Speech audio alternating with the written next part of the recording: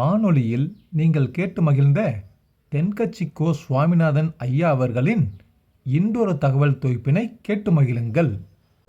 அவருக்கு ஜாதகத்தில் நம்பிக்கை உண்டு. அவரே ஜோசியம்லாம் பார்ப்பார். என்ன சார் இந்த காலத்தில் இதையெல்லாம் நம்பிக்கிட்டு இருக்கீங்களே அப்படின்னு கேட்டால், உங்களுக்கு ஒன்றும் தெரியாது சார். இந்த உலகத்தில் ஒவ்வொருத்தரும் அவங்கவங்க செய்கிற நல்லது கெட்டதுக்கு தகுந்த பலனை அனுபவிச்சே தீரணும்பார். அது மட்டும் இல்லை, ஒருத்தர் செத்துட்டா கூட அவன் செஞ்ச பாவ புண்ணியங்கள் கூடவே போய்கிட்டு இருக்கோம்பார். அது எப்படி கூட போவோம் அப்படின்னு குதர்க்கமாக கேட்டால், அதுக்கு அவர் ஒரு கதை சொன்னார். அது ரொம்ப சுவாரஸ்யமாக இருந்தது. அது என்ன கதைன்னா, ஒரு ஊரில் ஒருத்தர் இருந்தாராம். அவர் ஜோசியம் பார்க்குறதுல ரொம்ப கெட்டிக்காரரான். ஒருத்தருடைய தலைமுடியை மட்டும் அவர்கிட்ட காட்டினா போதும், அதை மட்டும் பார்த்துட்டு அவருடைய ஜாதகத்தையே அலசி போடுவாராம். அப்பேற்பட்ட திறமை. அந்த ஆள் ஒரு சமயம் கன்னியாகுமரி கடற்கரைக்கு போயிருந்திருக்கார். அங்கே கரை ஓரமாக ஒரு மண்டை ஓடு கிடந்திருக்கு. அதை எடுத்து பார்த்துருக்கார். அந்த மண்டை ஓட்டை வச்சுக்கிட்டே அதோட ஜாதகத்தை அலசியிருக்கார். இந்த மண்டை ஓட்டுக்கு உரிய ஆசாமி வாழ்க்கையில் ரொம்ப கஷ்டப்பட்டிருக்கணும், நிறைய கஷ்டத்தை அனுபவிச்சிருக்கணும். அது தாங்க முடியாமல் தான் கடலில் விழுந்து தற்கொலை பண்ணிகிட்டு இருக்கான் அப்படிங்கிறத அவர் கணிச்சுட்டார். இருந்தாலும் இந்த மண்டை ஓடு இன்னமும் அனுபவிக்க வேண்டியது பாக்கி இருக்கு அப்படிங்கிறத அவர் உணர்ந்தாராம். அது சரி, ஒருத்தன் உயிரோடு இருக்கிற வரைக்கும் நல்லது கெட்டதை அனுபவிக்க முடியும், செத்ததுக்கு அப்புறமும் பாக்கி இருக்குன்னா அதை எப்படி அனுபவிக்கிறது? இந்த மண்டை ஓட்டுக்கு இன்னும் கொஞ்சம் பாக்கி இருக்குங்கிறது அவருக்கு புரிஞ்சதே தவிர அதோட அர்த்தம் என்னங்கிறது சரியாக விளங்கலை. சரி, இதை இன்னும் கொஞ்சம் விவரமாக ஆராய்ச்சி பண்ணுவோம் அப்படின்னு நினச்சிக்கிட்டு அதை தன்னுடைய வீட்டுக்கே எடுத்துகிட்டு போயிட்டார். அந்த மண்டை ஓட்டை ஒரு பெட்டியில் வச்சு பூட்டினார். தன்னுடைய தனி அறையில் அதை பத்திரமா வச்சுக்கிட்டார். தினமும் ராத்திரி ஆனதும் தன்னுடைய மனைவியை பார்த்து, நீ போய் பூஜை அறையில் தனியாக படுத்துக்கோ அப்படின்னு சொல்லிவிட்டு தினம் ராத்திரி 12 மணிக்கு பெட்டியை திறந்து அவர் பார்ப்பார். மண்டை ஓடு அப்படியே இருந்ததை தவிர இன்னும் கொஞ்சம் பாக்கி இருக்குங்கிறதுக்கு அர்த்தம் அவருக்கு விளங்கலை. அந்த மண்டை ஓட்டுக்கு இன்னும் என்ன பாக்கி இருக்க போகுது? எப்படியோ ஒரு 10 நாள் போச்சு. அந்த வீட்டம்மாவுக்கு சந்தேகம் வந்துட்டுது. நம்ம வீட்டுக்காரர் நம்மளை தனியாக ஏன் தூங்க சொல்கிறார் அப்படிங்கிற சந்தேகம். உடனே பக்கத்து வீட்டு அம்மா கிட்ட விஷயத்தை சொல்லியிருக்கிறாங்க. அந்த அம்மா உடனே, நீ கவலைப்படாத, நான் கண்டுபிடிச்சி சொல்கிறேன் அப்படின்னு சொல்லிவிட்டாங்களாம். அன்னைக்கு ராத்திரியே ஜன்னல் வழியாக எட்டி பார்த்துருக்குறாங்க. இந்த ஆள் மண்டை ஓட்டை கையில் வச்சுக்கிட்டு அது திருப்பி திருப்பி பார்த்துக்கிட்டு இருக்கிறான். அதை பார்த்துட்டாங்க. மறுநாள் காலையில் அவரோட மனைவியை பார்த்தாங்க. ஏம்மா, உன் வீட்டுக்காரருக்கு நீ முதல் மனைவியா 2வது மனைவியா அப்படின்னு கேட்டாங்களாம். எனக்கு தெரிஞ்ச வரைக்கும் நான் ஒருத்தி தான் அவருடைய மனைவி அப்படின்னாங்களாம் அவங்க. அப்படி இல்லை, நீ அவருக்கு 2வது மனைவி. முதல் மனைவியின் மண்டை ஓட்டை தான் அவர் தினமும் ராத்திரியில் எடுத்து பார்த்துக்கிட்டு இருக்கிறார் அப்படின்னாங்க அடுத்த வீட்டு அம்மா. அப்படியா விஷயம் அப்படின்னு சொல்லிவிட்டு கணவன் வீட்டில் இல்லாத நேரமாக பார்த்து அந்த மண்டை ஓட்டை எடுத்து கொண்டாந்து ஒரு உரல்ல போட்டு உலக்கையால் குத்தி நொறுக்க ஆரம்பிச்சிட்டாங்க. வெளியில் போயிருந்த அந்த ஆள் அப்போ தான் உள்ளே நுழைஞ்சார். மண்டை ஓடு உலக்கை கிட்ட குத்து வாங்கிக்கிட்டு இருக்கு. அது அனுபவிக்க வேண்டியது இன்னும் கொஞ்சம் பாக்கி இருக்குங்கிறதுக்கு அர்த்தம் எனக்கு இப்போ தான் புரிஞ்சுது அப்படின்னாராம் அவர். இந்த கதையிலேருந்து நாம் இன்னொரு நீதியையும் புரிஞ்சுக்கணும். அதாவது நம்ம வீட்டை பற்றி நமக்கு புரியாததெல்லாம் அடுத்த வீட்டுக்காரங்களுக்கு நல்லா புரியும். ஒருத்தன் எப்படி நடந்துக்கிறாங்கிறத வச்சு தான் அந்த ஆள் எப்படிங்கிறத நாம் முடிவு பண்ணுறோம். ஆளுமைன்னு சொல்கிறோம்ல, அதுக்கு சூழ்நிலைகளை ஆளுகின்ற தன்மை அப்படின்னு விளக்கம் கொடுக்குறார் ஒரு உளவியல் நிபுணர். சரி, ஒரு மனிதனுடைய ஆளுமையை உருவாக்குகிற விஷயங்கள் என்னென்ன? பிறப்பு, வளர்க்கப்பட்ட விதம், படிப்பு, நண்பர்கள், சமுதாயம், இப்படி நிறைய உண்டு. ஆளுமையின் அடிப்படையில் சில மனநோய்கள் உண்டாகுது. அதெல்லாம் என்னென்னங்கிறத தெரிஞ்சு வச்சுக்கிட்டோம்னா நம்ம கூட இருக்கிறவங்கள அடையாளம் கண்டுபிடிக்கிறதுக்கு அது ரொம்ப உபயோகமாக இருக்கும். ஃப்ரெனாய்டு ஆளுமை அப்படின்னு ஒன்று. இந்த கோளாறு உள்ளவங்க எப்படி இருப்பாங்க தெரியுமா? அதிக உணர்ச்சி, சந்தேகம், பொறாமை இதெல்லாம் அதிகமாக இருக்கும். வளைஞ்சு கொடுக்க மாட்டாங்க. அடுத்தவங்களோட இணக்கமான உறவு இருக்காது. அவங்க செய்கிற தப்புக்கெல்லாம் அடுத்தவங்களை குறை சொல்லிகிட்டு இருப்பாங்க. இது ஒரு ரகம். அடுத்தது ஸ்கிசாய்டு ஆளுமை அப்படின்னு சொல்கிறாங்க. இந்த கோளாறு உள்ளவங்க அடுத்தவங்களோட பழக கூச்சப்படுவாங்க. சின்ன வயசுலேயே இது ஆரம்பமாயிடுது. பகல் கனவுலேயே சஞ்சரிப்பாங்க. அவங்களுடைய விரோதம், கோபம் இதை கூட வெளியில் காட்டிக்க முடியாமல் இருப்பாங்க. இவங்களுக்கு அகமுகம் பிரச்சனைகள்லேருந்து ஒதுங்கி எதுலேயும் ஈடுபாடு இல்லாதவங்களாக இருப்பாங்க. இப்படி ஒரு ரகம். அடுத்தது சைக்ளோதமிக் ஆளுமை அப்படின்னு சொல்கிறாங்க. அது என்னென்னா உணர்ச்சிகளில் ஏற்றத்தாழ்வு அதிகமாக இருக்குமா. சில சமயம் பார்த்தா மகிழ்ச்சியாக இருப்பாங்க, சில சமயம் சோகமாக உட்காந்துருப்பாங்க. அவங்க மனநிலைக்கு தகுந்த மாதிரி சமூக நிகழ்ச்சிகளில் பங்கெடுத்துக்குவாங்க. இன்னொரு வகை என்னென்னா எண்ணப்பீடிகை ஆளுமை அப்படின்னு பேர் வச்சுருக்கிறாங்க. அதுக்கு இவங்களுக்கெல்லாம் கரெக்டாக இருக்கணும், எல்லாம் சட்டத்திட்டம் எதுலேயும் ஒரு ஒழுங்குமுறை, இப்படி எதிர்பார்க்குற மனோபாவம். இவங்க எதிர்பார்ப்புக்கும் வரன்முறைக்கும் மற்றவங்க கட்டுப்படணும்னு நினைப்பாங்க. இந்த நிலைமை நீடித்தா என்ன ஆகும் தெரியுமா? அலைக்கழிக்கிற எண்ணங்கள் திரும்ப திரும்ப ஒரே செயலை செய்ய தூண்டுற மன தளர்ச்சிக்கு ஆளாயிடுறாங்க. அடுத்தது ஹிஸ்டீரியா ஆளுமை. சின்ன விஷயத்தையெல்லாம் பெருசுப்படுத்தி நாடகமாக்குற நடிகர்கள் இவங்க. உணர்ச்சி அதிகம் உள்ளவங்க. இவங்க மன எழுச்சியில் பக்குவமின்மை, குழந்தைத்தனம், முதிர்ச்சியின்மை எல்லாம் இருக்கும். தன்னலம் மிக்க குணம், பிறர் தன்னை மட்டுமே கவனிக்கணும்னு நினச்சி செயல்படுறது, இதெல்லாம் இவங்க அடையாளம். அடுத்த ரகம் எப்படின்னா வளர்ச்சியற்ற ஆளுமைன்னு சொல்கிறாங்க. அடுத்தவங்களோட இணங்கி போக முடியாதவங்க, அறிவு, மன எழுச்சி, சமூக உறவு இதில் எல்லாம் போதுமான வளர்ச்சியையும் நிறைவையும் பெற முடியாதவங்க. இவங்களால் வாழ்க்கையில் முன்னேற முடியாது. பிச்சைக்காரங்க, குற்றவாளிகள், இவங்ககிட்டெல்லாம் இது மாதிரியான ஆளுமை அதிகமாக இருக்குமா. அடுத்தது என்னென்னா சோர்வுடைய ஆளுமை. எதுலேயும் உற்சாகம் இல்லாமல் சோர்ந்து போயிருப்பாங்க. அதுக்கெல்லாம் நமக்கு வலிமை இல்லைப்பா அப்படின்னு சொல்லிகிட்டு இருப்பாங்க. சின்ன விஷயங்களுக்கெல்லாம் அதிர்ச்சி அடையிறது, வாழ்வின் சுவையை அனுபவிக்க முடியாதவங்க. இன்னொரு ரகம் இது கொதித்தெழும் ஆளுமைங்கிறாங்க. எதுக்கு எடுத்தாலும் ஆத்திரம், குரோதம், வன் செயல் இதிலெல்லாம் ஈடுபாடு, இப்படி உள்ளவங்க. நத்தை வகை ஆளுமை அப்படின்னு ஒன்று. அடுத்தவங்க மேலே விரோதம் இருக்கும், அடிக்கணுங்கிற எண்ணம் இருக்கும். ஆனால் அதை அப்படியே வெளியில் காட்டாமல் அதே சமயம் அமைதியான முறையில் வெறுப்பை வெளிக்காட்டுற ரகம். இவங்கெல்லாம் பேசாமல் கம்முன்னு இருந்துக்கிட்டே நினச்சதை நிறைவேற்றிக்கிடுவாங்க. முன்ஜாக்கிரதை ஆளுமை அப்படின்னு ஒரு ரகமாக. பாதுகாப்பின்மை, சந்தேகம், முழுமையின்மை, அறவேக்காட்டுத்தனம் இந்த மனப்போக்கு அதிகமாக இருக்கிறதுனால அகம்பாவம், புடிவாதம், எச்சரிக்கை எல்லாம் அளவுக்கு மீறி இருக்கும். இதுவரைக்கும் நாம் பேசிக்கிட்டு இருந்த ஆளுமை பண்புகள் அளவுக்கு அதிகமாக போயிட்டுதுன்னா ஆளுமை கோளாறுகள் ஏற்படும். அதன் அடிப்படையில் மனவியாதிகள் வருமா. அதனால் இணக்கமான, எல்லாரும் விரும்புகிற இயல்பான ஆளுமையை பெறுவதற்கு நாம் முயற்சி செய்யணும் அப்படிங்கிறது மனோதத்துவ நிபுணர்களுடைய ஆலோசனை. ஒருத்தர் ஒரு மனோதத்துவ டாக்டரை தேடிட்டு வந்தாராம். டாக்டர், எனக்கு மனசில் ஏதோ வியாதி, ஆளுமை கோளாறு, அதாவது எனக்கு சீக்கிரமாக செத்து போனால் தேவையில்லைன்னு தோணுது அப்படின்னாராம். உடனே அந்த டாக்டர், சரி அப்படின்னா இங்கே இருங்க, நான் வைத்தியம் பார்க்குறேன் அப்படின்னாராம். ஒரு பெரிய நினைவு மண்டபம், அதுக்கு முன்னாடி ஒரு அப்பாவும் பிள்ளையும் நின்றுக்கிட்டு இருக்கிறாங்க. அந்த வழியாக போகிறவங்க வர்றவங்கெல்லாம் அந்த இடத்துல நின்று அது என்ன மண்டபம் அப்படின்னு விசாரிக்க ஆரம்பித்தாங்க. அந்த அப்பாவும் பிள்ளையும் தான் வர்றவங்களுக்கெல்லாம் விவரம் சொல்லிகிட்டு இருக்கிறாங்க. அதாவது இந்த இடத்துல ஒரு பெரிய மகான் சமாதி ஆயிருக்கார், அவர் சமாதியான இடத்துல இந்த நினைவு மண்டபத்தை கட்டியிருக்கிறோம் அப்படின்னாங்க. ஊர் பூரா இந்த செய்தி பரவிச்சு. நிறைய பேர் அந்த இடத்தை தேடி வர ஆரம்பித்தாங்க. இங்கே கொஞ்சம் நேரம் உட்காந்துட்டு போனால் மனசுக்கு ஒரு நிம்மதி கிடைக்கிது அப்படின்னாங்க. அங்கே இருந்த உண்டியலில் நிறைய காசு போட்டுட்டு போகிறாங்க. பணம் கிடுகிடுன்னு நிறைய சேர ஆரம்பிச்சுட்டுது. பணம் நிறைய சேர்ந்த உடனே அந்த அப்பாவுக்கும் பிள்ளைக்கும் தகராறு வந்துட்டுது. பணம் சேர்ந்தாலே சொத்து தகராறு வரத்தானே செய்யும், அது மாதிரி வந்துட்டுது. பையன் அடிக்கடி நிறைய பணம் கேட்க ஆரம்பித்தான். அப்பா பார்த்தார், யோசனை பண்ணார், ஒரு முடிவுக்கு வந்தார். ஒரு நாள் பையனை கூப்பிட்டார், இதை பாருப்பா, நமக்குள்ள தகராறு வேணாம்.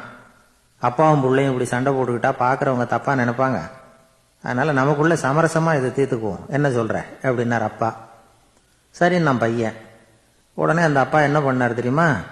மகன்கிட்ட கொஞ்சம் பணத்தை கொடுத்தார், தன்கிட்ட இருந்த ஒரு கழுதையையும் கொடுத்தார். இதை வச்சு நீ பொழைச்சிக்கோ அப்படின்னு சொல்லி அனுப்பி வச்சுட்டார். மகன் அந்த கழுதையை இழுத்துக்கிட்டு அடுத்த ஊருக்கு போனான். வழியிலேயே அந்த கழுதை செத்து போச்சு. உடனே என்ன பண்ணலாம்னு யோசனை பண்ணான். ஒரு ஐடியா வந்தது. அந்த கழுதையை ஒரு சாலை ஓரமாக புதைச்சான். கையில் இருந்த பணத்தை வச்சு அந்த இடத்துல ஒரு கல் மண்டபம் கட்டினான். அந்த வழியாக 2 பேர் வந்தாங்க. இது என்ன மண்டபம்னு விசாரிச்சாங்க. இந்த இடத்துல ஒரு பெரிய மகான் சமாதி ஆயிருக்கிறார் அப்படின்னா. இந்த செய்தி ஊர் பூரா பரவ ஆரம்பிச்சுட்டுது. நிறைய பேர் வந்து போக ஆரம்பித்தாங்க. இங்கே வந்தால் மனசுக்கு ஒரு பெரிய நிம்மதி கிடைக்குது அப்படின்னு வேற சொல்ல ஆரம்பித்தாங்க. வர வர கூட்டம் அதிகமாக வர ஆரம்பிச்சுட்டுது. உண்டியலில் பணம் நிறைய சேர்ந்துட்டுது. நகையெல்லாம் கூட கழட்டி காணிக்கையாக போட ஆரம்பிச்சுட்டாங்க. அப்பாவை விட மகன் பெரிய ஆளாயிட்டான். இதை கேள்விப்பட்டார் அப்பா. பையனை பார்த்துட்டு வரலாம்னு ஒரு நாள் புறப்பட்டு வந்தார். பையன் ஓஹோன்னு இருக்கிறான். பங்களா, காரு எல்லாம் வந்துட்டுது. எப்படிடா இந்த அளவுக்கு ஆனே அப்படின்னு விசாரிச்சார். அப்பா, எல்லாம் உங்கள் ஆசீர்வாதம் தான். நீங்கள் கொடுத்த மூலதனத்தை வச்சு தான் இவ்வளவும் சம்பாதிச்சேன் அப்படின்னு நான் பையன். அது எப்படிறான்னு விசாரிச்சார். அப்பா, நீங்கள் ஒரு கழுதை குட்டியும் கொஞ்சம் பணமும் என்கிட்ட கொடுத்து அனுப்பி வச்சிங்க. அதை எடுத்துக்கிட்டு வந்தேன். வர்ற வழியில் அந்த கழுதை செத்து போச்சு. உடனே யோசனை பண்ணேன், அந்த கழுதையை இந்த இடத்துல புதைச்சேன். கையில் இருந்த பணத்தை வச்சு மண்டபம் கட்டினேன். மகான் ஒருத்தர் சமாதி ஆயிருக்கார் அப்படின்னு வதந்தியை கிளப்பி விட்டேன். ஜனங்கள்லாம் ஏமாந்து போய் காசை கொண்டாந்து போட ஆரம்பிச்சிட்டாங்க. நான் பொழைச்சிக்கிட்டு இருக்கிறேன் அப்படின்னா. இப்போதான்டா நீ என் புள்ள அப்படின்னு சொல்லி சந்தோஷப்பட்டாரான் அந்த அப்பா. ஏன் அப்படி சொல்றீங்கன்னு கேட்டிருக்கான் பையன். கழுத குட்டியை புதைச்சி மண்டபம் கட்டியிருக்கிற நீ, ஏற்கனவே நம்ம ஊரில் நாம கட்டியிருக்கிறோமே மண்டபம், அது இந்த கழுதையோட அம்மாவை புதைச்ச இடம். மகான் சமாதி ஆயிருக்காருன்னு நானும் சும்மா கப்ஸா தான் விட்டுக்கிட்டு இருக்கேன் அப்படின்னாரான் அப்பா. முட்டாள் ஜனங்களை நினைச்சு அந்த 2 பேரும் சத்தம் போட்டு சிரிச்சாங்களாம். மனுஷன் ஏமாத்துறது ரொம்ப சுலபம். என் கூட படித்த ஒருத்தன் திடீர்னு ஒரு நாள் எல்லாருக்கும் அருள் வாக்கு சொல்ல ஆரம்பிச்சிட்டான். அவன் ஒரு ஆஃபீஸ்லேயும் வேலை பார்க்குறான். ஆஃபீஸில் உள்ளவங்கெல்லாம் அவங்ககிட்ட வந்து அருள் வாக்கு கேட்கறது வழக்கம். ஒரு நாள் நான் அவன் முன்னாடி போய் உட்காந்து பேசிக்கிட்டு இருந்தேன். அப்போ அதே ஆஃபீஸில் வேலை பார்க்குற ஒருத்தர் அவங்ககிட்ட வந்து, சுவாமி, என் மேஜையில் வச்சுருந்த பேனா திடீர்னு காணாமல் போட்டுது, அது திரும்ப கிடைக்குமா எனக்கு அப்படின்னு கேட்டார். இவன் கண்ணை உருட்டி பார்த்துட்டு, அது உனக்கு கிடைக்காது, புதுசாக வேற ஒன்று வாங்கிக்கப்போ அப்படின்னா. சரின்னு அவர் போயிட்டார். அவர் போனதுக்கப்புறம் நான் மெதுவாக இவனை பார்த்து, அது எப்படிறாது, அது உனக்கு கிடைக்காதுன்னு அவ்வளோ உறுதியாக அவர்கிட்ட சொன்னேன் அப்படின்னு கேட்டேன். இவன் மெதுவாக என் காதுகிட்ட வந்து, அந்த பேனாவை கிளப்புனதே நான் தான் அப்படிங்கிறான். ஒரு ஊரில் 4 நண்பர்கள் இருந்தாங்க. 4 பேரும் சோம்பேறிகள். 4 பேருக்கும் எந்த வேலையும் செய்யறதுக்கு உடம்பு வளையறதில்லை. இருந்தாலும் சோம்பேறித்தனத்தில் ஒருத்தருக்கு ஒருத்தர் கொஞ்சம் வித்தியாசம் உண்டு. அதுக்கு தகுந்த மாதிரி அவங்களுக்கு பேர் அமைஞ்சு போச்சு. ஒருத்தன் கால் சோம்பேறி, இன்னொருத்தன் அரை சோம்பேறி, அடுத்தவன் முக்கால் சோம்பேறி, கடைசி ஆள் முழு சோம்பேறி. இவங்க 4 பேரும் நண்பர்கள். அப்புறம் எப்படி காரியம் நடக்கும்? 4 பேரும் ஒரு வீதியில் அப்படியே நடந்து போய்கிட்டு இருக்கிறாங்க. நல்ல பசி. எங்கேயாவது சோறு போடுவாங்களா அப்படின்னு பார்த்துக்கிட்டே வந்தாங்க. அவங்க வந்த வழியில் ஒரு ₹1 காசு கிடந்தது தரையில். அவங்க கண்ணில் அது பட்டுது. ஆனாலும் அதை குனிஞ்சு எடுக்கணுமே, அதுக்கு சோம்பேறித்தனம். முழு சோம்பேறி பார்த்தான். பக்கத்தில் வந்துக்கிட்டு இருந்த முக்கால் சோம்பேறிக்கிட்ட சொன்னானா, டேய், அதை கொஞ்சம் குனிஞ்சு எடுறா அப்படின்னானா. அவன் என்ன பண்ணான் தெரியுமா? அதுக்கு அடுத்தபடியாக வந்த அரை சோம்பேறிக்கிட்ட சொன்னானா, டேய், நீ அதை கொஞ்சம் குனிஞ்சு எடுறா அப்படின்னானா. அவன் இவனை விட மோசம். அடுத்தவங்கிட்ட சொல்லியிருக்கிறான். அவனும் குனியறதுக்கு தயாராக இல்லை. ஆக கூடி கடைசியில் யாருமே காசை எடுக்கலை. என்னத்துக்கு அனாவசியமாக உடம்ப வளைச்சிக்கணும் அப்படின்னு எல்லாரும் பேசாமல் வந்துட்டாங்க. அவங்க பாட்டுக்கு நடந்து வந்துக்கிட்டே இருக்கிறாங்க. எதிரில் ஒருத்தன் வாழைப்பழத்தை வண்டியில் வச்சு தள்ளிக்கிட்டே வந்தான். ரூபாய்க்கு 4 பழம்னு கூவி விற்றுக்கிட்டே வர்றான். இப்போ அந்த முழு சோம்பேறி சொன்னானா, டேய், வழியில் கிடந்ததை ₹1, அதையாவது எடுத்துக்கிட்டு வந்திருந்தா இப்போ இந்த பழத்தை வாங்கி ஆளுக்கு ஒன்று சாப்பிடலாமே அப்படின்னானா. ஆமாம், சாப்பிட்ருக்கலாமே அப்படின்னாங்களாம் மற்றவங்களும். ஆனாலும் திரும்பி போய் அதை எடுக்கணும்னு யாருக்கும் தோணலை. பேசாமல் சோர்ந்து போய் நடந்து வந்தாங்களாம். இருட்டி போச்சு. வழியில் ஒரு கோவில். சரி, இங்கேயே படுத்து தூங்குவோம் அப்படின்னா ஒருத்தன். அதுதான் சரின்னாங்க மற்றவங்களும். அப்படியே மண்டபத்தில் படுத்துட்டாங்க. கோவில் அர்ச்சகர் வேலையெல்லாம் முடிச்சுவிட்டு வெளியில் வந்திருக்காரு. இவங்கள பார்த்தாராம். ஏன் இப்படி சோர்ந்து போய் கிடக்குறீங்க அப்படின்னு விசாரிச்சிருக்கார்.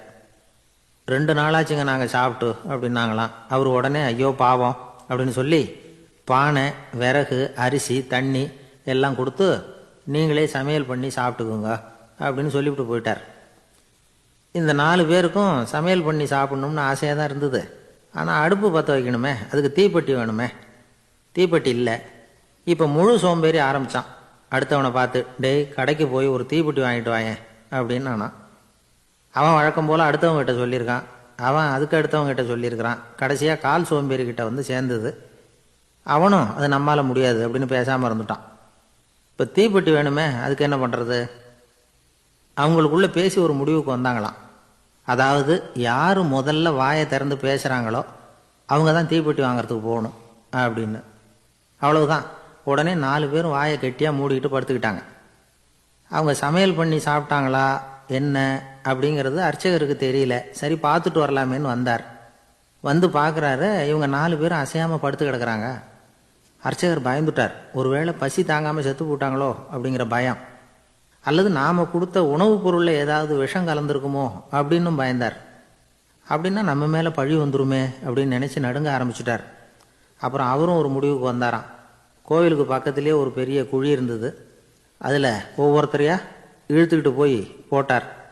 கொஞ்சம் மண்ணை தள்ளினார். காலால் மிதிச்சார். அவர் மிதித்த மிதி ஒருத்தன் அடி வயத்தில் போட்டுவிட்டுது. அவன் உடனே வலி தாங்காமல் ஐயோ அம்மான்னு அலறினான். உடனே நடந்தது என்ன தெரியுமா? மற்ற 3 பேரும் துள்ளி எழுந்திரிச்சாங்களாம். அவனை பார்த்து நீ தாண்டா தீப்பெட்டி வாங்க போகணும், நீ தாண்டா வாங்க போகணும், நீ தான் சத்தம் போட்ட அப்படின்னு சொல்லி ஆரம்பிச்சுட்டாங்களாம். அர்ச்சகர் பார்த்தார். இது பேய் மாதிரி தெரியுதுன்னு நினச்சிக்கிட்டு ஒரே ஓட்டமாக ஓடி போட்டாராம். கிராமப்புறங்களில் இப்படி ஒரு கதையை சொல்கிறது உண்டு. சோம்பல்ங்கிறது நம்ம முன்னேற்றத்துக்கு பெரிய தடை அப்படிங்கிறத நாம் புரிஞ்சுக்கணும். அதுதான் இந்த கதை சொல்கிற நீதி. ஒரு பள்ளிக்கூடத்தில் ஒரு புதுமையான போட்டி நடந்துதான். அதாவது சோம்பேறித்தனத்துக்கு பரிசு. அதில் 2வது பரிசு யாருக்குன்னு அறிவிச்சாங்க. ஒரு பையன் எழுந்திரிச்சு மெதுவாக நடந்து போய் பரிசை வாங்கிட்டான். அடுத்தது முதல் பரிசு யாருக்கு அப்படின்னு அறிவிச்சாங்களாம். அவன் கடைசி வரிசையிலேருந்து கத்துனானா, ஐயா அதையும் அந்த பையன் மூலமாகவே கொடுத்து அனுப்பி வச்சுருங்க, இங்கே வந்தது நான் வாங்கிக்கிறேன் அப்படின்னு. ஒரு ஊரில் ஒரு ராஜா இருந்தார். பெரிய அரண்மனையில் தான் இருக்கிறார். எல்லா வசதியும் இருந்தது. இருந்தாலும் அவர் எல்லாரும் சொல்கிறது எப்படி தெரியுமா? பிச்சைக்கார ராஜா. அப்படி ஒரு பேர் அவருக்கு நிலச்சி போச்சு. ஜனங்களும் சரி, மற்ற தேசங்களில் உள்ளவங்களும் சரி, அவர் அந்த பேர் சொல்லியே குறிப்பிடுறது வழக்கமாக போட்டுது. இது அவருக்கு ரொம்ப கவலையாக போச்சு. என்ன இது, நம்மளை தேடி வர்றவங்களுக்கெல்லாம் நாம் சோறு போடுறோம், நம்ம புகழ்ந்து பாடல் ஏற்றி கொண்டு வர்ற புலவர்களுக்கெல்லாம் அவங்க எப்படி வந்தாலும் ஒருவேளை சோறு போடணுங்கிறது உத்தரவு. இவ்வளவுலாம் செஞ்சும் நம்மளை போய் பிச்சைக்கார ராஜான்னு எல்லாரும் சொல்கிறாங்களே, அது ஏன், எதுக்காக இப்படி சொல்கிறாங்க? இதுதான் ராஜாவுக்கு குழப்பம். சரி, இதை பற்றி நம்ம அமைச்சர்கள்கிட்ட கேட்கலாமா அப்படின்னு யோசனை பண்ணார். இந்த விஷயத்தை போய் அவங்கக்கிட்ட எப்படி கேட்குறதுன்னு அவருக்கு தயக்கமாக இருந்தது. கௌரவ குறைச்சலாக தெரிஞ்சுது அவருக்கு. சரி, சாதாரண குடிமக்கள்கிட்ட இதை பற்றி கேட்கலாமா அப்படின்னு யோசனை பண்ணார். கேட்கலாம். ஆனால் அவங்க யாரும் ராஜா முன்னாடி வந்து நின்று தைரியமாக பேசக்கூடிய அளவுக்கு இல்லை. ராஜாவோட குழப்பம் நாளுக்கு நாள் அதிகமாக போச்சு. கடைசியாக அவர் ஒரு முடிவுக்கு வந்தார். அதாவது இதை பற்றி ஒரு பிச்சைக்காரங்கிட்டே கேட்டு பார்த்துட்டா என்ன. இதுதான் அவர் பண்ண முடிவு. உடனே மாறு வேஷம் போட்டுக்கிட்டு நகர்வலம் போனார். ஒரு பிச்சைக்காரனை கண்டுபிடிச்சார். இதை பாருப்பா, நம்ம ராஜாவை எல்லாரும் பிச்சைக்கார ராஜான்னே சொல்கிறாங்களே, அதுக்கு என்ன காரணமாக இருக்கும் அப்படின்னு கேட்டார். அதுக்கு அவன் சொல்கிறான், இதுக்கான பதிலை இன்னும் ஒரு 30 நாளில் சொல்கிறேன் அப்படின்னா. உடனே இவருக்கு சந்தோஷம். உண்மையை அவங்ககிட்ட சொன்னார். நான் வேறு யாரும் இல்லை, நான் தான் இந்த நாட்டு ராஜா. இப்போ நீ என் கூடவே வந்துடு, அரண்மனையிலேயே தங்கிக்கோ. 30 நாள் கழித்து எனக்கு பதில் சொல்லிவிட்டு அதுக்கப்புறமா நீ போகலாம் அப்படின்னு சொல்லி அழைச்சிட்டு வந்துட்டார். அரண்மனையில் ஒரு மூலையில் அவன் தங்கறதுக்கு இடம் கொடுத்தார். தினம் 2 வேளையும் இவனுக்கு சோறு போடுங்க அப்படின்னு உத்தரவு போட்டார். ராஜா கொடுத்த இடத்துல போய் உக்காந்துக்கிட்டான் அந்த பிச்சைக்காரன். தினமும் அந்த அரண்மனையில் நடக்கிறதையெல்லாம் கவனிச்சிக்கிட்டு வந்தான். வேளைக்கு சாப்பாடு வரும், சாப்பிட்டுக்கிட்டு இருக்கான். இப்படி 30 நாள் முடிஞ்சுது. ராஜா வந்தார். என்ன, என்னோட கேள்விக்கு பதில் என்னன்னு கண்டுபிடிச்சிட்டியான்னார். கண்டுபிடிச்சிட்டேன்னா. என்ன எல்லாரும் பிச்சைக்கார ராஜான்னு சொல்கிறாங்களே, அது நியாயமாக படுதா உனக்குன்னு கேட்டார். நியாயமாக தான் படுது, சந்தேகம் இல்லாமல் நீங்கள் பிச்சைக்கார ராஜா தான். என்ன தான் நீங்கள் வசதியோடவும் படைபலத்தோடவும் இருந்தால் கூட நீங்கள் எங்கள் வர்க்கத்தை சேர்ந்த ஆசாமி தான் அப்படின்னு அடித்து சொல்லிவிட்டான் அந்த ஆள். ஏனால் அப்படி சொல்கிறேன்னு கேட்டார் இவர். அரசே, ஒரு உண்மையை கண்டுபிடிச்சி சொல்கிறதா நான் உங்ககிட்ட சொன்னேன். நீங்கள் ராஜ பரம்பரைன்னா உடனே உங்கள் கழுத்தில் கிடக்கிற முத்து மாலையை கழட்டி பரிசாக கொடுத்துருப்பீங்க, பொன்னையும் மணியையும் கொடுத்துருப்பீங்க. ஆனால் நீங்கள் அப்படி செய்யலை. என்னை ஒரு மூலையில் உட்கார வச்சு 2 வேளை சோறு போட சொன்னீங்க. உங்களை தேடி யார் வந்தாலும், யார் வந்து பாராட்டி பேசினாலும் அல்லது பிரச்சனைகளை சொன்னாலும் நீங்கள் செய்கிற ஒரே காரியம் சோறு போடுறது தான். பிச்சைக்காரனுக்கு சோறு மட்டும்தான் உலகம். உங்கள் விஷயத்திலையும் நீங்கள் அப்படி தான் நினைக்கிறதாக தெரியுது. நல்லா கவனிங்க. எந்த ஒரு பிரச்சனைக்கும் சோறு தான் முடிவுன்னு நினைக்கிறீங்க பாருங்கள். நீங்கள் சந்தேகமில்லாத எங்களை சேர்ந்த ஆள் தான் அப்படின்னு விட்டான் அந்த பிச்சைக்காரன். அதுக்கப்புறம் தான் அந்த ராஜா தன்னுடைய தவறுகளையெல்லாம் திருத்திக்கிட்டாராம். பசின்னு வர்றவங்களுக்கு சோறு தான் போடணும், அது தப்பு இல்லை. பாராட்ட வர்றவங்களுக்கெல்லாம் சோத்தையே போட்டு அனுப்புனா இப்படி தான் பேர் வரும். எனக்கு தெரிஞ்ச ஒருத்தர் தினமும் யாராவது ஒருத்தரை தன் வீட்டுக்கு அழைச்சிட்டு போவார், சாப்பாடு போட்டு அனுப்புவார். முன்னறிவிப்பு இல்லாமல் திடீர்னு ஒரு விருந்தாளியோட வீட்டில் போய் ஒரு நிற்கிறது வழக்கம். அந்த அம்மாவும் இவருக்காக தயார் பண்ணி வச்சுருந்ததை இவர் அழைச்சிட்டு வந்திருக்கிற விருந்தாளிக்கு போட்டுருவாங்க. விருந்தாளி சாப்பிட்டுட்டு போனதுக்கப்புறம் இவர் மனைவி கிட்ட உனக்கு சிரமம் வேணாம் அப்படின்னு சொல்லிவிட்டு பக்கத்தில் உள்ள ஒரு ஹோட்டலுக்கு போய் காசு கொடுத்து சாப்பிட்டுட்டு வந்துடுவார். பல நாள் இப்படி நடக்கும்.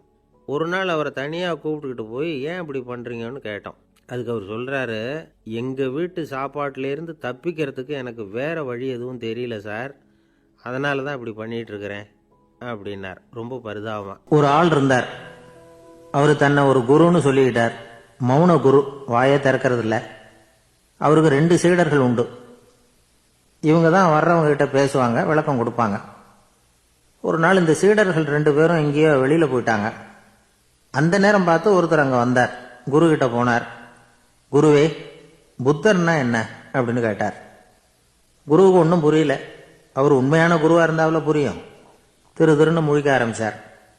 இந்த நேரம் பார்த்து இந்த சீடர்களும் எங்கேயோ போயிட்டாங்களே, என்ன பண்ணுறது, உதவிக்கு யாராவது கிடைக்க மாட்டாங்களா அப்படின்னு அப்படி சுற்றுமுற்றும் பார்த்தார். வந்தவர் இதை கவனிச்சார். ஏதோ புரிஞ்சுக்கிட்டவர் மாதிரி அடுத்த கேள்வியை கேட்டார். தர்மம்னா என்ன சுவாமி அப்படின்னார். குருவுக்கு ரொம்ப சங்கடமாக போச்சு. நம்ம நிலைமை இப்படி ஆயிட்டுதே, இக்கட்டில் விட்டுட்டு போயிட்டாங்களே எங்கேயோ, இப்படி மாட்டிக்கிட்டோமே அப்படின்னு சொல்லி விட்டத்தை பார்த்தாராம். அப்புறம் குனிஞ்சு தரையை பார்த்தார். அப்படியே உட்காந்துட்டார். வந்தவர் உடனே அடுத்த கேள்விக்கு போயிட்டாராம். தியானம்னா என்ன சுவாமின்னாராம். பாவம் என்ன பண்ணுவார் அந்த குரு, பேசாமல் கண்ணை கெட்டியாக மூடிக்கிட்டார். இது ஏதெல்லாம் வம்பா போச்சுன்னு. இவர் இப்படி பண்ணால் கூட வந்தவர் சளைக்கல. இன்னொரு கேள்வியும் கேட்டார். ஆசீர்வாதம்னா என்னன்னாராம். இவர் பார்த்தார். இப்படியே போனால் இவர் கேள்வி கேட்கறத நிறுத்த மாட்டார்னு நினச்சிக்கிட்டு எனக்கு ஒன்றுமே தெரியாதுங்கிற பாவனையில் 2 கையையும் விரித்து காட்டினாராம். வந்தவர் முகத்தில் மகிழ்ச்சி, மன நிறைவு, ஏதோ எல்லாம் புரிஞ்சுக்கிட்ட ஒரு மாதிரி அங்கேருந்து புறப்பட்டு போனார். வழியில் அந்த குருவோட சீடர்கள் 2 பேரையும் சந்தித்தார். உங்கள் குருவை நாங்கள் பார்த்துட்டு வரோம் அப்படின்னாராம். இவர் என்ன நடந்ததுன்னு கேட்டிருக்காங்க அவங்க. இவர் விவரமாக சொன்னாராம். உங்கள் குரு எப்பேற்பட்ட ஞானி தெரியுமா, புத்தர்னா என்னன்னு கேட்டேன். அதுக்கு அவர் அப்படியும் இப்படியும் பார்த்தார். அதுக்கு என்ன அர்த்தம் தெரியுமா, மக்கள் புத்தரை அங்கேயும் இங்கேயும் தேடுறாங்க, உண்மையில் அவர் அங்கேயும் இங்கேயும் தேடி கண்டுபிடிக்க முடியாது அப்படிங்கிறத அவர் செய்கை மூலமாக உணர்த்தினார். அதுக்கப்புறம் தர்மம்னா என்னன்னு கேட்டேன். ஒரு மேலையும் கீழையும் பார்த்து தர்மம் சமமானது, அதில் உயர்வு தாழ்வு இல்லை அப்படிங்கிறத உணர்த்தினார். அதுக்கப்புறம் தியானம்னா என்னன்னு கேட்டேன். கண்ணை மூடிக்கிட்டார். கண்ணை மூடி காணும் அற்புதம் அதுங்கிறத புரிஞ்சுக்கிட்டேன். கடைசியாக ஆசீர்வதிக்கப்படுறது பற்றி கேட்டேன். கைகளை நீட்டி உதவுறது தான் அது அப்படிங்கிறத 2 கையையும் விரித்து உணர்த்தினார். எவ்வளவு பெரிய மகான் அவர் அப்படின்னு சொல்லிவிட்டு அவர் பாட்டுக்கு போயிட்டார். சீடர்கள் அதுக்கப்புறம் மெதுவாக குருக்கிட்ட வந்து சேர்ந்தாங்களாம். அவங்கள பார்த்ததும் குருவுக்கு கோபம் வந்துட்டுது. அடே பாவிகளா, எங்கடா போய் தொலைஞ்சிங்க, நான் ஒரு ஆளுகிட்ட மாட்டிக்கிட்டு என்ன பாடுபட்டிருக்கேன் தெரியுமா அப்படின்னாராம். இது மாதிரி தான் நாம் சாதாரண மனிதர்களின் புற வேடங்களில் மயங்கி போயிடுறோம். அவங்க பேச்சு, செய்கை, பார்வை இதிலெல்லாம் ஏதோ பெரிய தத்துவம் இருக்கிறதாக நினச்சிக்கிறோம். உண்மையிலேயே அந்த தத்துவங்கள் யாருக்கு சொந்தம்? அவங்களுக்கு இல்லை, நமக்கு தான் சொந்தம். நாம தானே அதை கற்பிச்சுக்கிட்டோம். நம்மை நாம அடையாளம் கண்டுக்கிறது இல்லை. நாம் யாருங்கிறது நமக்கு புரியறதில்லை. அதுதான் இன்னைக்கு நடக்கிறது. அதனால தான் அடுத்தவங்களை தேடி ஓடிக்கிட்டு இருக்கிறோம். சில வீடுகளில் கூட இது மாதிரி சைகைகள் உண்டு. சில குடும்ப தலைவர்கள் தினமும் காலையில் கண்ணை கெட்டியாக மூடிக்கிட்டு கை 2ஐயும் சுத்தமாக விரித்து வச்சுக்கிட்டு உட்காந்து தியானம் பண்ணுறது வழக்கம். எதுக்காக அப்படி பண்ணுறீங்கன்னு ஒருத்தரை பார்த்து கேட்டேன். இந்த மாதம் வாங்கின சம்பளம் பூரா தீர்ந்து போச்சு, இனிமேல் என் கையில் சுத்தமாக ஒன்றும் இல்லை, புதுசாக எதுவும் செலவு வச்சுடாத அப்படிங்கிறத அப்படி உள்ளங்கை 2ஐயும் விரித்து காட்டி அவங்களுக்கு உணர்த்துறேன், அவ்வளவுதான் அப்படின்னார். ஒரு ஊரில் ஒரு ஆள் இருந்தான். அவன் ஒரு நாள் கோயிலுக்கு போனான். கடவுள்கிட்ட வேண்டிக்கிட்டான், எனக்கு ஒரு 1,00,000 ரூபா நீ கொடுத்தா நான் உன் சன்னதியில் ஒரு தேங்காய் உடைக்கிறேன் அப்படின்னு வேண்டிக்கிட்டான். கடவுள் பார்த்தார். உடனே அவன் கண் முன்னாடி தோன்றினார். இந்தா நீ கேட்ட 1,00,000 ரூபாய் அப்படின்னு சொல்லி அவன் கையில் பணத்தை கொடுத்துட்டு மறைஞ்சிட்டார். இவனால் நம்பவே முடியல. இவ்வளவு சுலபமாக கிடைக்கும்னு தெரிஞ்சிருந்தா அனாவசியமாக ஒரு தேங்காய் உடைக்கிறேன்னு வேண்டியிருக்க வேண்டியது இல்லையே அப்படின்னு நினச்சான். இருந்தாலும் வேண்டுதலை நிறைவேற்ற வேண்டியது கடமை. அதுக்காக என்ன பண்ணான், பக்கத்தில் ஒரு கடைக்கு போனான். ஒரு தேங்காயை கையில் எடுத்தான். இது என்ன விலைன்னு கேட்டான். 5 ரூபான்னார் கடையில் இருந்தவர். அதிகமாக இருக்குதே விலைன்னா. அப்படின்னா ஒன்று செய்யுங்க, அடுத்த ஊருக்கு போங்க, அங்கே தென்னந்தோப்பு அதிகம், அதனால் அங்கே இதை விட குறைஞ்ச விலைக்கு கிடைக்கும் அப்படின்னார். சரின்னு அடுத்த ஊருக்கு கிளம்புனான். அங்கே போய் விசாரித்தான். ஒரு தேங்காய் 3 ரூபாய் விலைன்னாங்க. இதுவும் அதிகமாக தெரியுதேன்னா, அப்படின்னா ஒன்று செய்ய, அதுவும் அந்த ஆற்று ஓரமாக ஒரு தென்னை மரம் இருக்கு பார், அதில் நீயே ஏறி பறிச்சுக்கோ, ஒரு தேங்காய்க்கு 1 ரூபா கொடுத்தா போதும் அப்படின்னார் அந்த தோப்புக்கு சொந்தக்காரரு. இவனுக்கு மரம் ஏற தெரியாது, இருந்தாலும் ஆசை யாரை விட்டுது, விலை சல்லிசா இருக்குதே. ஆற்று ஓரம் போனால் தட்டு தடுமாறி அந்த மரத்தில் ஏறினா அந்த தென்னை மரம் வளைஞ்சி ஆற்று பக்கம் போய் அப்புறம் நிமிர்ந்து இருந்தது. அதாவது மரத்தின் உச்சி சரியாக ஆற்றுக்கு நடுவில் இருந்தது. ஆற்றுல வெள்ளம் கரை புரண்டு ஓடிக்கிட்டு இருக்கு. இவன் கடவுள் கொடுத்த 1 லட்சம் ரூபாயை மடியில் வச்சு இறுக்கி கட்டிக்கிட்டான்.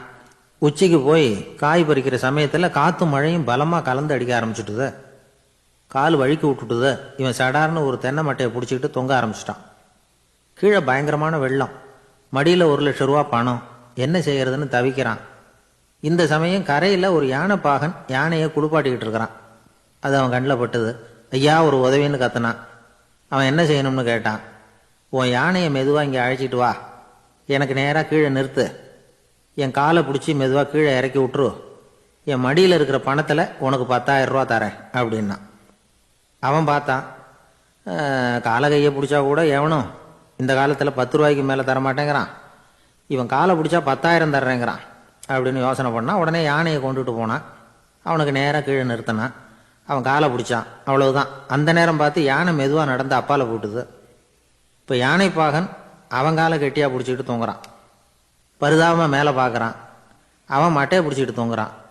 இப்போ யானைப்பாகன் சொல்கிறான், தம்பி மட்டையை விட்டுறாத, கெட்டியாக பிடிச்சிக்கோ, நான் உனக்கு 10,000 ரூபா தரேன், இதோ மடியில் தான் வச்சுருக்கேன்னா. மேலே தொங்குறவனுக்கு இந்த நிலைமையிலேயும் ஒரு சந்தோஷம், மேற்கொண்டு ஒரு 10,000 ரூபா நமக்கு கிடைக்கும் போல இருக்கே அப்படின்னு. இந்த சமயத்தில் ஒருத்தன் ஒட்டகத்தை ஓட்டிகிட்டு வந்தான் அந்த பக்கமாக குளிப்பாட்டுறதுக்கு. யானைப்பாகன் பார்த்துட்டான். ஐயா ஒட்டகக்காரரே, அதை இங்கே கொண்டுட்டு வா, எங்கள் காலை பிடிச்சி பத்திரமா இறக்கி விடு, நாங்கள் பணம் கொடுக்குறோம்னா. அவனும் பணத்துக்கு ஆசைப்பட்டு வந்தான். அவன் காலை பிடிக்கிற சமயம் ஒட்டகமும் நழுவி போட்டுது. இப்போ 3 பேருமே வரிசையாக தொங்குறாங்க. ஒட்டகக்காரன் கத்துறான், தம்பி மட்டையை விட்டுறாத, கெட்டியாக பிடிச்சிக்கோ, நான் என் மடியில் இருக்கிற 5,000 உனக்கு தந்துடுறேன்னா. மேலே தொங்குறவனுக்கு இன்னமும் சந்தோஷம், இவனும் பணம் தர்றேங்கிறான் அப்படின்னா இன்னைக்கு நமக்கு மொத்த பண வரவு எவ்வளவு அப்படின்னு ஒவ்வொன்றா கூட்டி பார்க்க ஆரம்பித்தான். மனக்கணக்கு சரியாக வரல. அதனால் அப்படியே விரலை விட்டு எண்ண ஆரம்பித்தான். அவ்வளவுதான். மட்டையை விட்டுட்டு கை நழுவி வந்துட்டுது. 3 பேரும் பொத்துன்னு ஆற்றுல விழுந்தாங்க. படாத பாடுபட்டு தட்டு தடுமாறி கரைக்கு வந்து சேர்ந்தாங்க. 3 பேர் மடியில் இருந்த பணமும் ஆற்றோட போட்டுது. பேராசை பெருநஷ்டம் அப்படின்னு ஒரு பழமொழி இருக்குல்ல, அதை விளக்கறதுக்காக சொல்லப்பட்ட கதை இது. இந்த காலத்தில் ஒருத்தர் ஒரு நீச்சல் குளத்தில் நீச்சல் அடிச்சுக்கிட்டு இருக்கிறார். காவலுக்கு இருந்தவர் அதை கவனிச்சுட்டார். கரையிலேருந்து சத்தம் போட்டாராம், இதோ பாருங்க, இங்கே ராத்திரி 8 மணிக்கு மேலே நீச்சல் அடிக்கிறது சட்டப்படி குற்றம், அதுக்கு அனுமதி கிடையாது, தெரியாதா உங்களுக்கு அப்படின்னாராம். இதுக்கு அவரு, ஐயையோ நான் நீச்சல் அடிக்க வந்தவன் இல்லைங்க, சும்மா சுற்றி பார்க்க வந்தவன், தடுமாறி குளத்தில் விழுந்துட்டேன், நீச்சல் தெரியாது, அதனால் தத்தளிச்சுக்கிட்டு இருக்கிறேன் அப்படின்னு கத்துனாராம். கரையில் இருந்தவர் பார்த்தார். ஓ அப்படின்னா சரி, அதுக்கு ஒன்றும் தடை இல்லை அப்படின்னு சொல்லிவிட்டு அவர் பாட்டு நடந்து போயிட்டாராம். ஒரு ஊரில் ஒரு ஆள் இருந்தான். அவனுக்கு வெளிநாட்டுக்கு போகணும்னு ஆசை. ஆனால் அவனுக்கு எந்த மொழியும் தெரியாது. இருந்தாலும் சமாளிச்சுக்கலாம்னு முடிவு பண்ணிட்டு கிளம்பிட்டான். ஏதோ ஒரு தேசத்துக்கு போய் சேர்ந்தான். அங்கே அவனுக்கு யாரையும் தெரியாது. அவங்க என்ன மொழியில் பேசிக்கிறாங்க அப்படிங்கிறது கூட புரியல. என்ன பண்ணுறதுன்னு யோசனை பண்ணிட்டு ஒரு இடத்துல நின்றுக்கிட்டு இருக்கிறான். எதிர ஒரு பெரிய கட்டிடம், நிறைய பேர் உள்ளே போயிட்டு இருக்கிறாங்க. இவனும் அவங்க பின்னாடியே உள்ளே போனான். ஒரு பெரிய அறை, அலங்காரம்லாம் பண்ணி வச்சிருக்கிறாங்க. நிறைய பேர் சாப்பிட்றதுக்காக உட்காந்துருக்குறாங்க. இவனுக்கு நல்ல பசி, அதனால் இவனும் உட்காந்தான். சாப்பாடு போட்டாங்க, சாப்பிட்டான். அன்பான உபசரிப்பு. இவன் மனசு உள்ள நினச்சிக்கிட்டான், இது ஏதோ அரசருடைய அரண்மனை மாதிரி தெரியுது, இன்னைக்கு ஏதோ விருந்து நடக்குது, நல்ல வேளை நம்ம பசியும் தீர்ந்தது அப்படின்னு நினச்சிக்கிட்டே நிமிர்ந்து பார்க்குறான். சாப்பாடு பரிமாறினவன் எதிரில் ரொம்ப பணிவோட முதுக வளைச்சி வணக்கம் தெரிவித்தான். இவனும் எழுந்திரிச்சு நின்று முதுக வளைச்சி வணக்கம் தெரிவித்தான். ரொம்ப நன்றின்னா. அவன் ஒரு சீட்டை இவன் கையில் கொடுத்தான். இவன் அதை வாங்கி பார்க்குறான். என்ன எழுதியிருக்குன்னு ஒன்றும் புரியல. சரி, இந்த நாட்டில் தங்களுடைய நன்றியை சீட்டில் எழுதி தான் கொடுப்பாங்க போல இருக்கு அப்படின்னு நினச்சிக்கிட்டு மறுபடியும் நன்றின்னா. ஆனால் அவன் காசை கொடுங்கன்னான். ஏன்னா அது ஒரு ஹோட்டல். இவன் சாப்பிட்டதுக்கான பில் அது. இவன் அதை புரிஞ்சிக்கவே இல்லை. நன்றின்னு அந்த சீட்டில் எழுதி கொடுக்குறாங்க போல இருக்கு அப்படின்னு நினச்சிக்கிட்டு அதை வாங்கி சட்டை பையில் பத்திரமா வச்சுக்கிட்டு பரவாயில்லைங்க ரொம்ப மகிழ்ச்சின்னா. ஒரு வெளிநாட்டுக்காரனுக்கு இவ்வளவு தூரம் மரியாதை பண்ணுறீங்களே, எங்கள் ஊருக்கு போனதும் உங்களை பற்றி நிறைய சொல்லுவேன் அப்படின்னா. இவன் என்ன சொல்கிறான்னு அவனுக்கு புரியல. இவனை பிடிச்சி அழைச்சிட்டு போய் முதலாளி முன்னாடி நிறுத்தினான். நாம் சொன்னதில் இவனுக்கு ரொம்ப பெருமையாக இருக்கணும் போல இருக்கு, அதுதான் பெரிய இடத்துக்கு அழைச்சிட்டு வந்திருக்கிறான் அப்படின்னு இவன் நினச்சிக்கிறான். அவரும் பில்லுக்கான பணத்தை கொடுங்கிறாரு. பரவாயில்லைங்க ரொம்ப மகிழ்ச்சி நன்றிங்கிறான் இவன். அவரு பார்த்தார், இவனை நீதிமன்றத்துக்கு அனுப்பி வச்சுட்டார். இவன் என்ன நினச்சிக்கிட்டான், நம்மளை இந்த ஊர் ராஜா முன்னாடியே அழைச்சிக்கிட்டு வந்து நிறுத்தி இருக்கிறாங்க போல இருக்கு, என்ன ஒரு பெருந்தன்மை அப்படின்னு நினச்சிக்கிறான். நீதிபதி சொன்னார், சாப்பிட்டதுக்கான பணத்தை கொடுத்துரு, இல்லைன்னா அதுக்கான தண்டனை அனுபவிக்க வேண்டி இருக்கும்னார். ராஜாவே நமக்கு நன்றி சொல்கிறாரு போல இருக்கு அப்படின்னு நினச்சிக்கிறான் இவன். என் மகிழ்ச்சிக்கு எல்லையே இல்லைங்க அப்படின்னா. அவர் பார்த்தார், இவனுக்கு தண்டனை கொடுக்க வேண்டியது தான் அப்படின்னு முடிவு பண்ணார். உடனே தீர்ப்பு எழுதினார். இவனை கழுதையில் பின்புறமாக உட்கார வைங்க, இவன் ஒரு மோசடிக்காரன் அப்படின்னு ஒரு போர்டு எழுதி அவன் கழுத்தில் மாட்டுங்க, அப்புறம் அந்த கழுதையை ஊர் பூரா விரட்டுங்க அப்படின்னார். இவனுக்கு தான் மொழி புரியலையே, ஏதோ நடக்குது அப்படிங்கிறது மட்டும் புரியுது. எல்லாரும் சேர்ந்து இவனை ஒரு கழுதை மேலே உட்கார வச்சாங்க. ஓஹோ, நம்மளை பாராட்டி ஒரு ஊர்வலம் நடத்துகிறாங்க போல இருக்கு அப்படின்னு நினச்சிக்கிறான் இவன். எல்லாரும் சத்தம் போட்டுக்கிட்டே கையை தட்டிக்கிட்டு கழுதை பின்னாடி ஓடி வர்றாங்க. இவனுக்கு ரொம்ப உற்சாகமாக இருக்குது.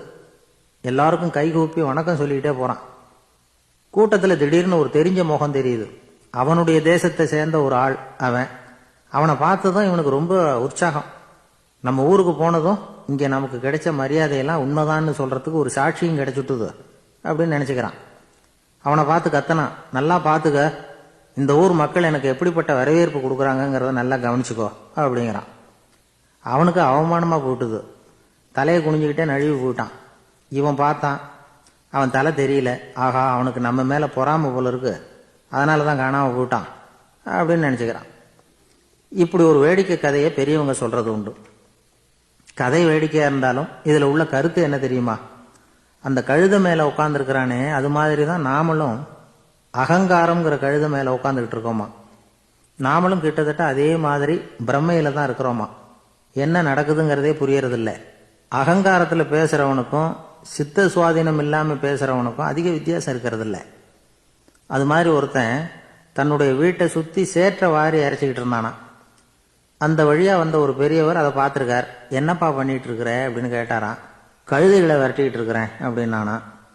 இங்கே கழுதைகளே காணுமே அப்படின்னாரான் அவர். அதுதான் ஏற்கனவே விரட்டி விட்டனே அப்படின்னானா இவன். ஒரு நல்ல நகைச்சுவை எப்படி இருக்கணும்? இதுக்கு ஒவ்வொருத்தர் ஒவ்வொரு மாதிரியான விளக்கத்தை கொடுத்துருக்குறாங்க. ஆனால் கலைவாணர் NS கிருஷ்ணன் கொடுக்குற விளக்கம் என்ன தெரியுமா? நகைச்சுவைங்கிறது அடுத்தவங்களுக்கு துன்பம் கொடுக்காம இருக்கணும், அடுத்தவங்க மனசை புண்படுத்தக்கூடாது, அதுதான் சிறந்த நகைச்சுவை அப்படிங்கிறார். அதுக்கு அவர் உதாரணமும் கொடுக்குறார். ஒரு ஏரி ஓரமாக 2 பசங்க நடந்து போய்கிட்டு இருக்கிறாங்க. அதில் ஒருத்தன் பணக்கார வீட்டு பையன், இன்னொருத்தன் ஏழை. இவங்க 2 பேரும் போய்கிட்டு இருக்கிறாங்க. வழியில் ஒரு இடத்துல ஒரு ஜோடி செருப்பு இவங்க கண்ணில் படுது. ஒரு விவசாயி அந்த செருப்பை அங்கே விட்டுட்டு பக்கத்தில் இருந்த ஏரியில் கை காலை கழுவிட்டு இருக்கிறார். உடனே அந்த பணக்கார பையனுக்கு ஒரு ஐடியா. அவன் சொன்னானா, டேய், இப்போ ஒரு வேடிக்கை செய்யலாம், அந்த செருப்பு 2ஐயும் தூக்கி எட்டத்தில் வீசி எரிஞ்சிருவோம். அந்த ஆள் வந்து பார்த்துட்டு செருப்பை தேடி அல்லாடுவான், அங்கேயும் இங்கேயும் ஓடுவான், திரு திருன்னு முழிப்பான். அதை பார்த்து நாம் ரசிக்கலாம், நல்ல தமாஷா இருக்கும் அப்படின்னு இருக்கான். இப்படி சொல்லிவிட்டு அந்த செருப்புகளை தூக்கத்துக்கு போனானா. கொஞ்சம் பொறு அப்படின்னானா அந்த ஏழை பையன். ஏன்னு கேட்டிருக்கான் அவன். இப்போ அந்த ஏழை பையன் சொன்னானா, நீ சொல்கிறது ஒன்றும் வேடிக்கை கிடையாது, உன்னோட செருப்பு தொலைஞ்சா உன் அப்பா உடனே உனக்கு வேற செருப்பு வாங்கி கொடுத்துருவார். ஆனால் அந்த ஆளுக்கு இந்த செருப்பு தொலைஞ்சதுன்னா வேற புதுசாக வாங்கிறதுக்கு வாயையும் வயத்தையும் கட்டி பணத்தை சேர்க்க வேண்டியிருக்கும். அதனால் நான் ஒரு வேடிக்கை சொல்கிறேன், அது மாதிரி செய், அது இன்னமும் தமாஷா இருக்கும் அப்படின்னு நானா. எப்படி அது சொல்லுன்னு இருக்கான் அவன்.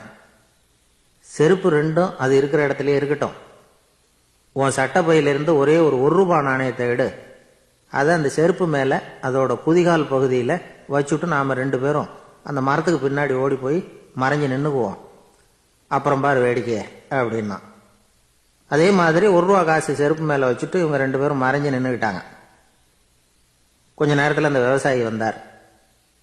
காலில் உள்ள மண்ணை தட்டிவிட்டு செருப்பை மாட்டுறதுக்காக போனார். அங்கிருந்த காசு கண்ணில் போட்டுட்டுது. அவருக்கு ஆச்சரியமாக போச்சு. அதை கையில் எடுத்து பார்க்குறார். 4 பக்கமும் திரும்பி திரும்பி பார்க்குறார், யார் இதை வச்சிருப்பான்னு. கடைசியில் ஆகாயத்தை பார்க்குறார். ஆண்டவா, இது உன்னோட கருணை தான். நீ தான் யாரோ புண்ணியவான் மனசில் தர்மம் பண்ணுற எண்ணத்தை உண்டாக்கி இருக்கிற. அந்த புண்ணியவான் நல்லா இருக்கணும் அப்படின்னு வாழ்த்தி அந்த காசை கண்ணில் ஒத்திக்கிட்டாராம். மறைஞ்சிருந்து பார்த்துக்கிட்டு இருந்த ஏழை பையன் இப்படி சொன்னான், பாத்தியா, உன்னை புண்ணியவான்னு வாழ்த்திவிட்டு போறார் அந்த ஆள். அவருக்கும் சந்தோஷம், அதை பார்த்து நமக்கும் சந்தோஷம். உனக்கு 1 ரூபாங்கிறது ஒரு பெரிய விஷயம் இல்லை, ஆனால் அதனால் நமக்கு கிடைச்சிருக்கிற மகிழ்ச்சி ரொம்ப உயர்வானது அப்படின்னு நானா. வேடிக்கையும் கிண்டலும் இது மாதிரி அடுத்தவங்களுக்கு இடைஞ்சலாக இல்லாமல் இருக்கணும் அப்படிங்கிறார் கலைவாணர். ஆனால் பாருங்க, அவருக்கே இடைஞ்சலாக வர்ற விஷயங்களை கூட அவர் வேடிக்கையாக தான் எடுத்துக்கிட்டாராம். ஒரு தடவை ஒருத்தர் கலைவாணர்கிட்ட வந்து, ஐயா, என் குழந்தை செத்து போச்சு அப்படின்னு சொல்லி அழுதாராம். உடனே இவர் அவருக்கு 100 ரூபா பணத்தை கொடுத்து, இந்தாங்க அடக்கம் செய்யுங்க அப்படின்னு சொல்லி அனுப்பி வச்சாராம். 1 வருஷம் கழிச்சு மறுபடியும் அதே ஆள் வந்திருக்கார். இவர் மறந்துருப்பாருங்கிற நினைப்புல, அண்ணே, என் குழந்தை இறந்து போச்சுண்ணே அப்படின்னாராம். இவர் மறுபடியும் 100 ரூபாய் கொடுத்து ஆறுதல் சொல்லி அனுப்பி வச்சாராம். 7-8 மாசம் கழிச்சு மறுபடியும் அதே ஆள் வந்திருக்கார். அவர் வாயை திறக்கிறதுக்கு முன்னாடியே இவர் 100 ரூபாய் அவர் கையில் வச்சு, போன 2 தடவை தான் குழந்தை செத்து போச்சு, இந்த தடவையாவது அதை சாகாம காப்பாற்றி விடு அப்படின்னு சொல்லி அனுப்பி வச்சாராம். அதுக்கப்புறம் அந்த ஆள் வர்றதே இல்லையா. ஒரு ஊரில் ஒரு ராஜா இருந்தார். அவர் ஒரு நாள் காலையில் அரண்மனையில் மேல் மாடத்தில் வந்து நின்றுக்கிட்டு இருந்தார். அப்போ ஒரு ஆள் வீதியில் ரொம்ப வேகமாக ஓடிக்கிட்டு இருக்கான். அதை ராஜா கவனிச்சார். அவன் மனசில் ஏதோ ஒரு தவிப்பு இருக்குங்கிறத புரிஞ்சுக்கிட்டார். உடனே அரண்மனை சேவகர்களை கூப்பிட்டார். அந்த ஆளை இங்கே அழைச்சிட்டு வாங்க அப்படின்னார். இவங்க ஓடி போய் அந்த ஆளை அழைச்சிட்டு வந்தாங்க. மன்னர் முன்னாடி நிறுத்தினாங்க. மன்னர் அவனை நிமிர்ந்து பார்த்தார். எதுக்காக இவ்வளோ வேகமாக ஓடிக்கிட்டு இருக்கிற அப்படின்னு கேட்டார். இதுக்கு அவன் சொன்னா, மன்னா, நம்ம கோட்டையின் வடக்கு வாசல் இருக்கு இல்லையா, அது ஓரமாக ஒரு பெரிய பாறாங்கல் கிடக்கு. அதுக்கு அடியில் நான் ஒரே ஒரு வெள்ளி நாணயத்தை புதைச்சி வச்சிருக்கேன். அது இப்போ எனக்கு தேவைப்படுது. என்னுடைய மனைவிக்கு ஒரு பரிசு வாங்கி கொடுக்க வேண்டியிருக்கு. அதுக்காக தான் அவசரமாக ஓடிக்கிட்டு இருக்கிறேன் அப்படின்னா. மன்னர் யோசனை பண்ணார். அப்புறம் சொன்னார், அதுக்காகவா இப்படி ஓடுற? பரவாயில்ல, அதை பற்றி கவலைப்படாத. நான் உனக்கு 10 வெள்ளி காசுகள் தர்றேன், வாங்கிட்டு திரும்பி போ அப்படின்னார். இவன் தலையை சொரிஞ்சான். மன்னா, நீங்கள் கொடுக்கறத ரொம்பவும் மகிழ்ச்சியோடு வாங்கிக்கிறேன். இருந்தாலும் அதுக்கப்புறம் அந்த வடக்கு வாசலுக்கு போய் அங்கே இருக்கிற ஒரு நாணயத்தையும் எடுத்துக்கிட்டு போயிடுறேனே அப்படின்னு நான். இதை பாருப்பா, அந்த ஒரு நாணயத்தை மறந்துடு, உனக்கு 100 வெள்ளி நாணயங்கள் தரேன் இருக்கார். மன்னா, ரொம்ப மகிழ்ச்சி. உங்கள் மாதிரி தாராள குணம் வேற யாருக்கும் வராது. நீங்கள் கொடுக்குற 100 நாணயங்களையும் வாங்கிக்கிறேன். இருந்தாலும் வடக்கு வாசலுக்கு போய் அதையும் எடுத்துக்கிட்டா 101 ஆயிடுமே அப்படின்னு நானா. இதை பாருப்பா, அந்த ஒரு நாணயத்தை மறந்துடு, அது எக்கேடாவது கெட்டு போட்டோம். நான் உனக்கு 100 பொற்காசுகள் தரேன், அதையாவது வாங்கிட்டு வந்த வழியிலேயே திரும்பி போடுன்னாராம். தங்க நாணயங்களே தரேன்னு சொல்கிறீங்க, தாராளமாக வாங்கிக்கிறேன். இருந்தாலும் வடக்கு வாசலுக்கு போய் அப்படின்னு மறுபடியும் ஆரம்பித்தான். அரசர் வந்து பொறுமை இழந்துட்டார். கடைசியாக ஒரு முடிவுக்கு வந்துட்டார். இதை பாருப்பா, உனக்கு என்னுடைய ராஜ்யத்திலேயே பாதியை கொடுத்துட்றேன், அப்படியாவது திருப்தியாக திரும்பி போ அப்படின்னாராம். மன்னா, உங்களுடைய பெருந்தன்மைக்கு ஈடு இணையே கிடையாது. தேசத்திலேயே பாதி பிரித்து கொடுக்குறேன்னு சொல்கிறீங்க, அதனால் உங்ககிட்ட ஒரு சின்ன வேண்டுகோள் அப்படின்னானா. சொல்லுன்னாராம் மன்னர் ஆர்வமா. இவன் மெதுவாக ஆரம்பித்தான். அப்படி இந்த ராஜ்யத்தை 2ஆ பிரிக்கிறப்போ அந்த வடக்கு வாசல் இருக்கிற பக்கத்தை என்கிட்டயே கொடுத்துருங்கோ அப்படின்னானா. மன்னர் அசந்து போயிட்டார். இந்த கதை எதுக்காகன்னு கேட்டால், மனம்ங்கிறது ஒரு குரங்குங்கிறத புரிஞ்சுக்கிறதுக்காகத்தான். உன்னை பிடிச்சிக்கிட்டா லேசில் விடாது.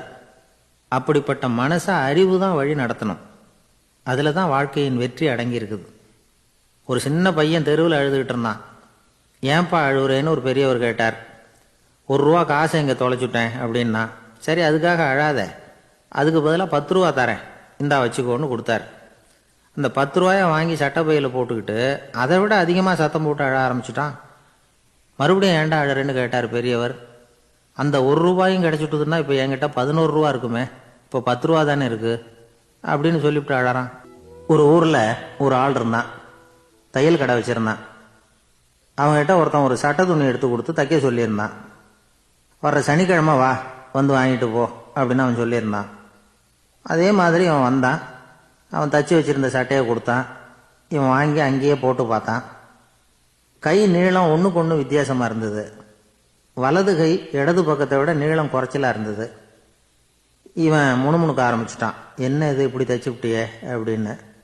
இதுக்கு அவன் சொன்னான், ஐயய்யா இதுக்காகவா சங்கடப்படுறீங்க, வலது கையை மட்டும் கொஞ்சம் உள்ள இழுத்தாப்புல வச்சுக்கிட்டீங்கன்னா சரியா போடும். மற்றபடி அந்த சட்டையில் உள்ள கலை அம்சத்தை கவனிங்க, எவ்வளவு அற்புதமாக தைச்சிருக்கேன் பாருங்க. ஒரு சின்ன குறைய பொருட்படுத்தாதீங்க. நான் சொன்னது மாதிரி கையை கொஞ்சம் உள்ளே இழுத்து வச்சுக்கிட்டு நீங்கள் பாட்டுக்கு நடந்து போங்க, ஜோராக இருக்கும் அப்படின்னா. அவனும் யோசனை பண்ணி பார்த்தான். சரியான யோசனையாக தான் தோணுச்சு. கொஞ்சம் முயற்சி பண்ணி வலது கையை உள்ளே இழுத்து சட்டை சரியாக இருக்கிறது மாதிரி பண்ணிட்டான். இப்போ மறுபடியும் ஒரு பிரச்சனை. வலது கையை உள்ளே இழுத்த மாதிரி வச்சுக்கிட்டதும் முதுகு பக்கம் கொஞ்சம் துணி தளர்ந்து தொங்குறது மாதிரி ஆயிட்டுது. என்ன இது முதுகு பக்கம் துணி குவிஞ்சுட்டுதே, அப்படியே தொங்குறது மாதிரி இருக்க அப்படின்னு அவன் மறுபடியும் ஆரம்பித்தான். ஐயா இதுக்காகவா கவலைப்படுறீங்க, உடம்பு அதுக்கு தகுந்த மாதிரி கொஞ்சம் வளைச்சிக்கிட்டா போச்சு. இதுக்காக அந்த அழகான தையலை பிரித்து அதில் உள்ள கலை அம்சத்தை கெடுக்கிறதுக்கு என் மனசு இடம் கொடுக்கல. எவ்வளவுக்கு தளர்த்தியாக இருக்கோ அவ்வளவுக்கு கொஞ்சம் உடம்பை வளைச்சி அப்படியே வச்சுங்க, சரியாக போடும் அப்படின்னா. இதுவும் நல்ல யோசனையாக போடுதே அப்படின்னு நினச்சானா இவன். சரின்னு சொல்லிவிட்டு புறப்பட்டான். தெருவில் இறங்கினான். கையை கொஞ்சம் உள்ளே இழுத்தான். உடம்பை கொஞ்சம் வளைச்சி வச்சுக்கிட்டான். சட்டைக்கு தகுந்த மாதிரி பண்ணிட்டான். அப்படியே மெதுவாக நடந்து போனான். இப்போ எதிரில் இன்னொருத்தன் வந்தான். இவனை பார்த்தான். இவன் போட்டிருக்கிற சட்டையை பார்த்தான். ஆஹா அற்புதமாக இருக்குன்னு நான். சும்மா சொல்லக்கூடாது, ரொம்ப நல்லா இருக்குது இது. நிச்சயமாக இது இந்த ஊர் மேலே தெருவில் ஒருத்தன் இருக்கிறானே அவன் தைச்சதாக தான் இருக்கணும் அப்படின்னு நானான். இதை கேட்டதும் உனக்கு ஆச்சரியம் ரொம்ப. எப்படி அவ்வளவு கரெக்டாக கண்டுபிடிச்சிங்க அப்படின்னு கேட்டிருக்கான். இதுக்கு அந்த வழிப்போக்கம் சொன்னானா. அவன் ரொம்ப கெட்டிக்காரன்.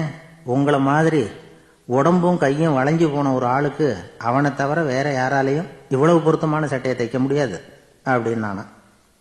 பாருங்க, அவனுக்காக இவன் அனுசரிக்க போய் இவனோட நிலைமை எப்படி ஆயிடுது பாருங்க. இதே மாதிரி தான் சில சடங்குகளும் சம்பிரதாயங்களும் நம்மளை கோமாளியை ஆக்கி விட்டுரும். எதுவாக இருந்தாலும் அதில் அறிவுபூர்வமான அணுகுமுறை அவசியம்.